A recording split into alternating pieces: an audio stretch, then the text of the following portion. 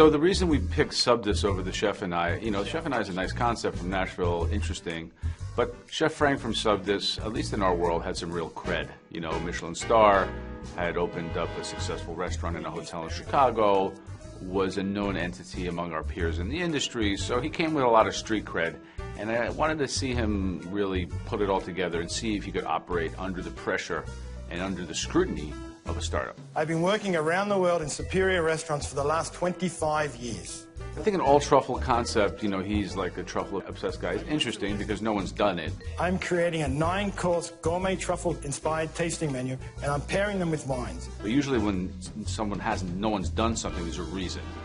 So I think that a truffle focus is something that's good, but certainly the underlying food has to be able to carry the day. Without the truffles, truffles are basically an expensive condiment. And the underlying food, service, and restaurant experience has to justify the price point. And it can't be all truffle palooza all the time. So I was interested to see how he would manifest that in his pop-up. Did he have the sensibility to moderate the truffle impact to a point where it would make sense?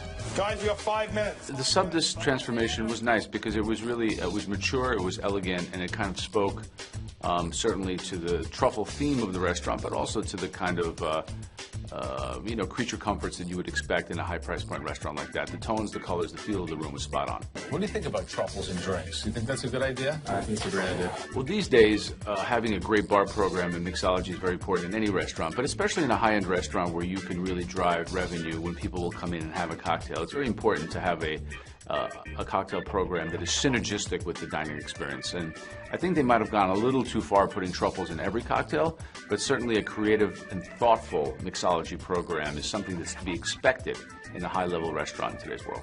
Truffles. High-end dining and the world that Subdis wants to be in is a world that I've lived in and lived in for many years. I feel like he wanted to do whatever he could do to get somebody to help him build his dream. And he knows he's good at certain things, and he realized he's a little bit short on other things. And talking to him and doing the deal, it's clear he's not great on the business side. And this exercise is what allows us to find that out about people. So I can provide all the stuff that he doesn't have, and so that's why I was really excited to make him an offer. Here's my offer. I'm going to give you $750,000. Well, it's a lot of money, no doubt. So putting $750,000 in Subdis is, gives you a little bit of goosebumps when you say it, especially after knowing the guy for 48 hours basically. But it's going to be a good long process for us to find what we need to find to launch that particular restaurant with that particular amount of money.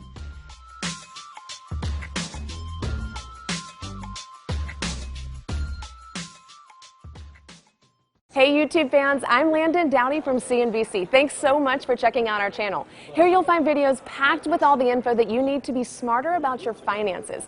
Be sure and subscribe by clicking right here, and click on all the videos around me to see CNBC's original series Young Money, Tech Bet, Kramer's Mad Money, and all the latest from CNBC.